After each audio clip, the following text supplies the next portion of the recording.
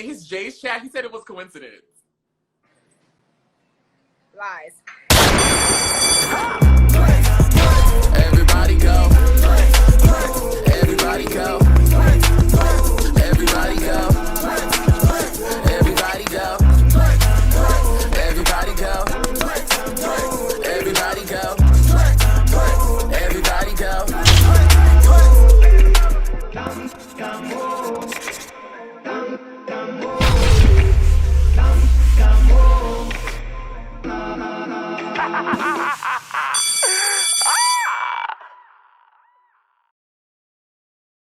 Well, thank you. Is it still doing the Tootsie Roll? It's not. I don't think it's doing a Tootsie Roll anymore. Okay. Yes, ma'am. Yes. Damn. I think I have to How stay are like, you? right with Oh, girl, right go here. Tootsie So Roll. you might see my. There are people here cleaning up, so don't mind the background. But excuse me. Hi. What's going on? Okay, the skin is How sitting. are you, gorgeous? The skin is sitting. I like the shades. I mean, I like this whole moment. Thank you. I had sex The last greenery. night, so probably the remnants. You had what? You had what? Where can I get some of that? Where can I have where I got mine from, you can't get it because I'll kill you. But okay, I all right. am from Miami or Fort Lauderdale, and I can let you know where the boys are, where the men. We don't want no boys. I let you know where the men are. You know, okay. That works. That works for me. I would love to begin with first thanking you for doing this with me. And secondly, can we all give a virtual round of applause for how fucking striking and sickening Miss Keenyah Hill looks right now in this very moment. Right now.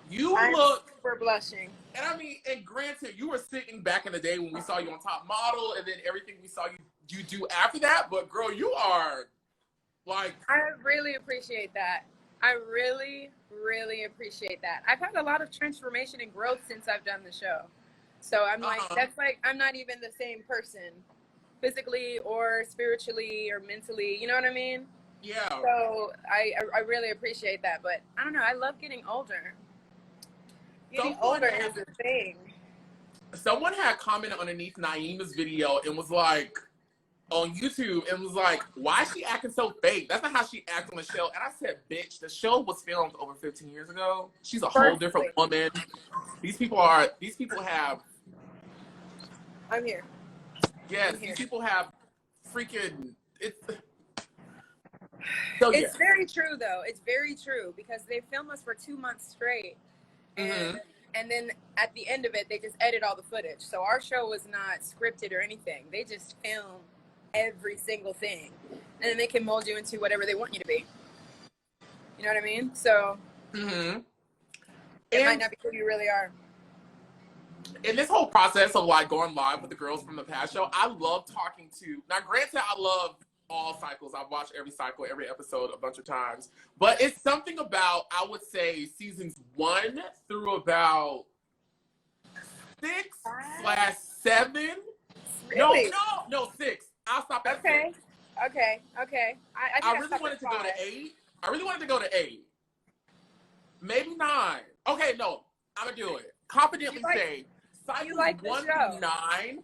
Okay. Cycles 1 through 9 are like iconic.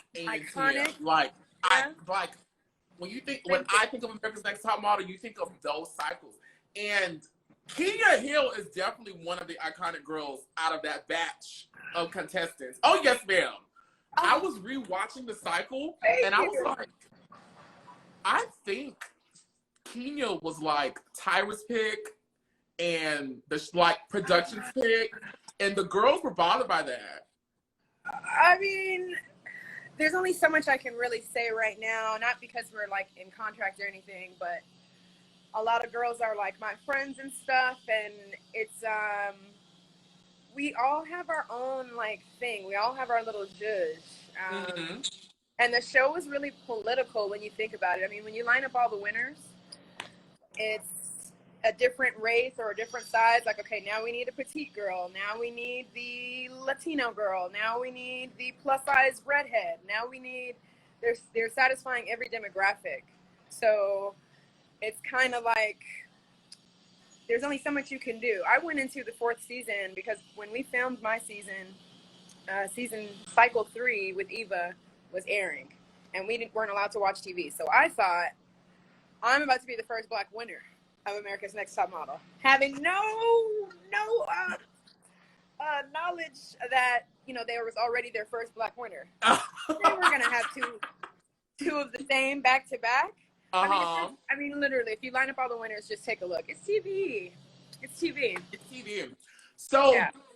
I know we have limited time, so I'm not going to do the traditional structure I do where I go like episode by episode. I'm just going to allow my brain to pull the things that I think are most exciting or that I really want to know, or I think the fans want to know. We'll just go from there. How's that sound?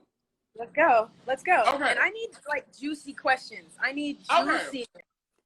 So I want to know, like I said earlier, it seemed as if, to me, there was a like fondness from Tyra for you, into where like she was very like hard on you, or like very critical and like giving you very specific critiques during judging. Like early on, I was like, is Tyra being mean to Keenyah? But I was like, no, I think she actually like really, really, really likes her. Oh, well, can you tell us about that dynamic with you and Tyra? Absolutely. Tyra's amazing, first and foremost, because everybody's like, how's Tyra? Tyra is lovely. She's a businesswoman and a boss. And I do know that, especially by the time we got to South Africa, the sit-down sessions that she and I had together were they felt very intimate and personal. Like, she was really telling me real on advice, you know, that the cameras weren't there for, which I really appreciated. I wouldn't say that she was... I feel if she was all that fond, I think she would have made me win if she was really, really, really all that fond of me, to be honest. But like, I am so okay with the entire process. Sorry about that. No, it's okay. Did that cause me to lose you? Oh no. No. Okay, you're there. You can't see me? No, I can now. Can you see me? A call came in. Okay, perfect. I can see. Mug is sitting. I see you.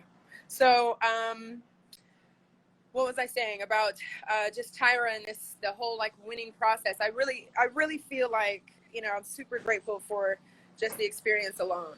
It was amazing. It was so much fun.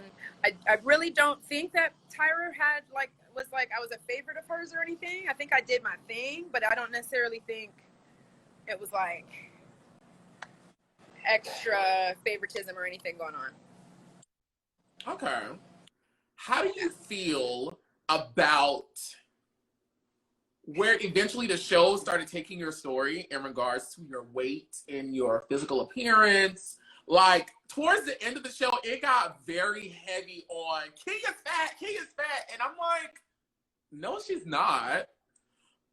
How did that make you feel? And in hindsight, because the people still are upset about that, on how the show treated you, or like the fat comments in the weight comments. No, absolutely, especially because the show got away with so much stuff that would not fly nowadays. Like so many things. Like when Bertini was like, the show would be done.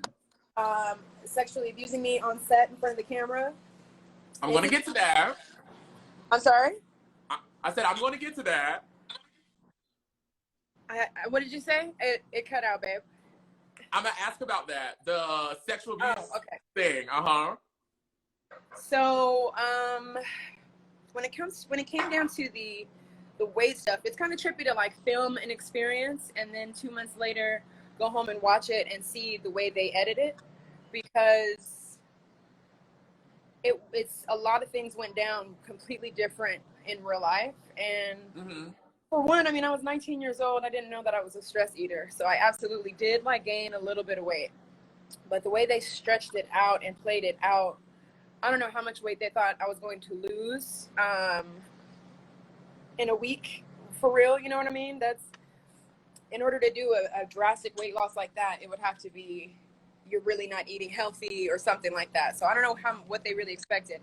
But, you know, I'm 5'11", and to get to that really, really skinny, high fashion weight, you have to you're pushing like if you're between 5'9" and 5'11", you're pushing like 110, 115 in pounds, which is a lot. It's a lot. Yeah, it's tiny. And I think maybe that's the look they wanted me to have, but I've just never been like that bony girl. I have a little... But you look great. Your body is amazing. Thank you. But yeah, I don't like the way they edited it. It was just it was kind of rude. They just blew it up so much. And editing, but you know, it's all good. It's all good at the end of the day. But I definitely think there was shade. I also think there was shade how they, excuse me one second, how they... Baby.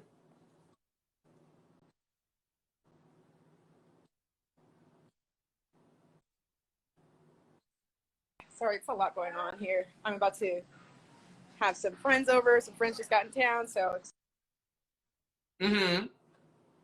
She's a busy woman. Can you hear me?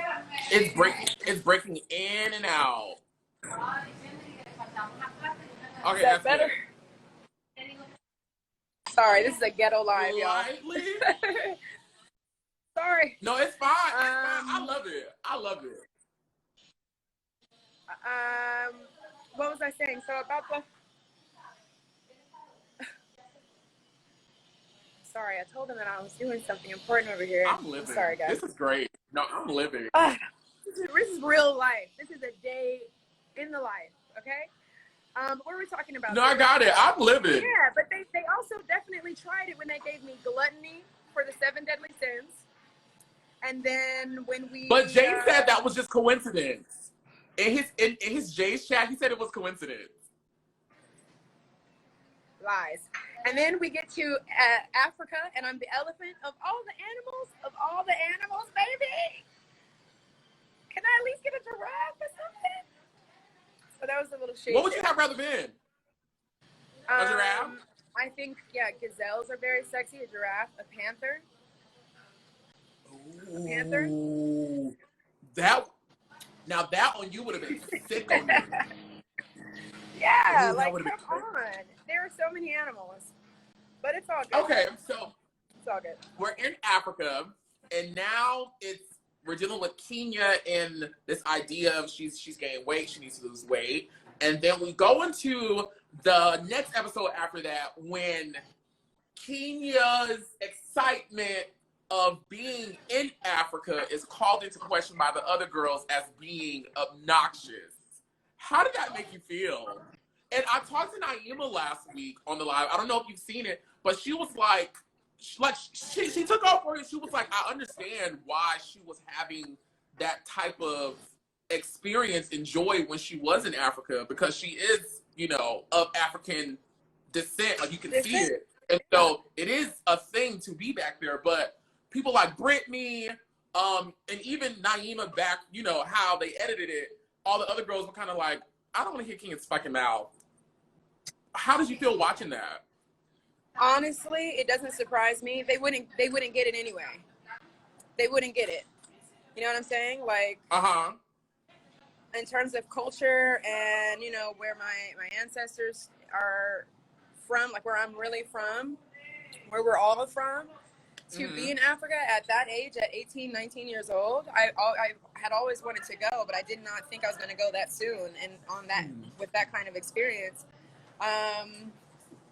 And it was amazing. It was so meaningful to me. And so it doesn't surprise me that a person who's not of African descent would be over it and would not see the value in that. Would not see the value in going to your homeland.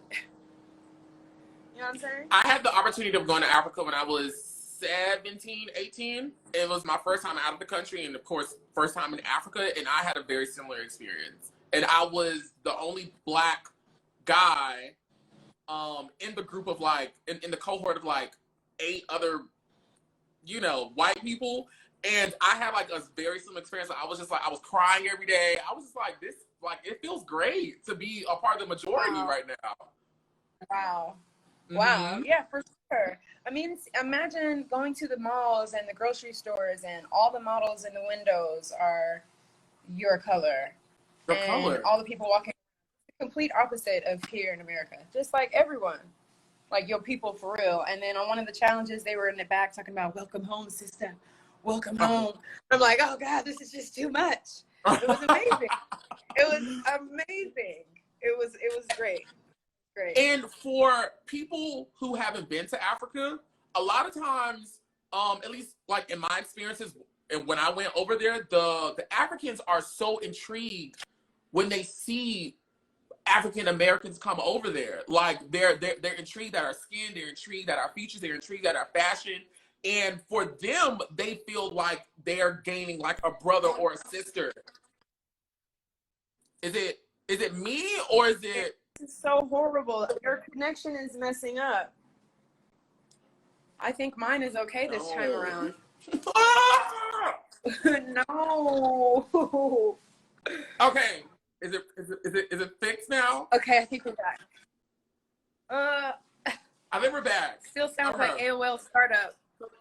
It sounds like AOL when you used to sign up and start the thing. It sounds weird. Yes. Okay, well, let me hear my questions. So my next question I have for you is, we're in Africa, and you have a photo shoot where you guys are doing a dance in a village with 3 other male models, and I believe his name was Bertini.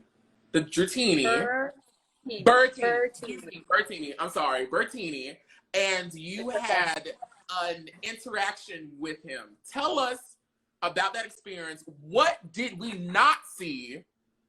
And how did that make you feel? Okay. So, firstly, I think the lighting is better when this is open. I think it's just a little bit brighter. I don't know. I like it. Okay. Yeah, Bertini, what you guys did not see was from the minute. Mind you, this is the beginning. We filmed Top Model. We were Cycle 4. We were like the first people in America to do reality TV. So imagine at that time, Africa was, we were told Africa at that time was 7 years behind on TV. So they were just now watching and catching up to all the shows and stuff that we had 7 years prior. So mind you, we're the pioneers of reality TV. So we're down there. So all these models, we tell them this is an American reality show, whoever, when they told Bertini, whatever. And I think he thought, okay, this is really going to be my claim to fame. And as soon as I got there, he just jumped on me like crazy, just really trying to not just flirt with me, but it's just like, give me your phone number. I'm going to come to America. I'm going to come and find you. Like just like way more than just like hollering at somebody. And I was at this point, it's like, I don't know how many girls left, 4 or 5 girls left. I'm focused right now. Like, what? Yeah, nigga, move. Oh, move, scram. So, then we get on set, and the other 2 models were lovely, really handsome, but like gentlemen. And so we, start filming, and all he has is a little piece of cloth on his member. And he's just... There was nothing underneath there?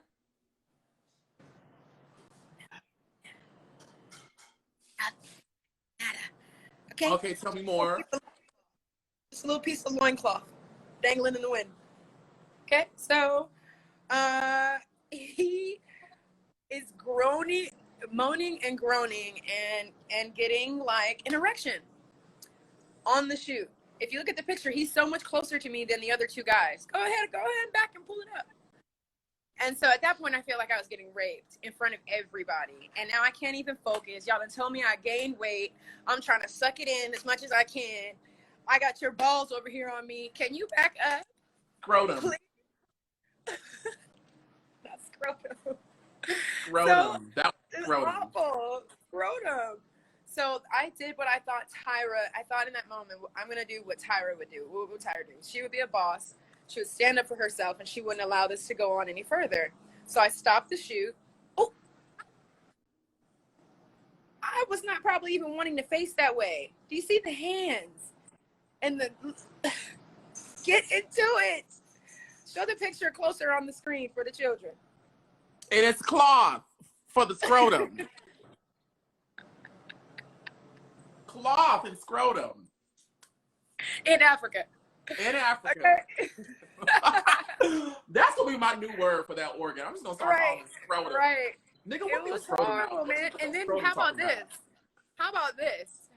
So years go by, maybe 6-7 years go by. I'm walking down the street in New York, down the crosswalk. It was like a freaking movie scene.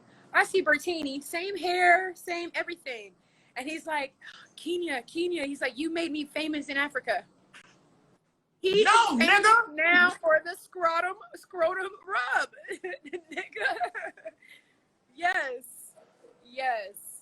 And he was just like, thank you so much. I'm famous now in Africa for that. Like, you're proud of that? That wasn't a good scene. So let me ask you this. What did people like Mr. J who was on set and producers of the show, what did they do to like fix that? Uh-oh.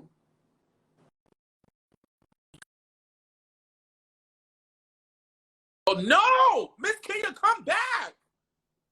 We were just getting into the tease! Come home.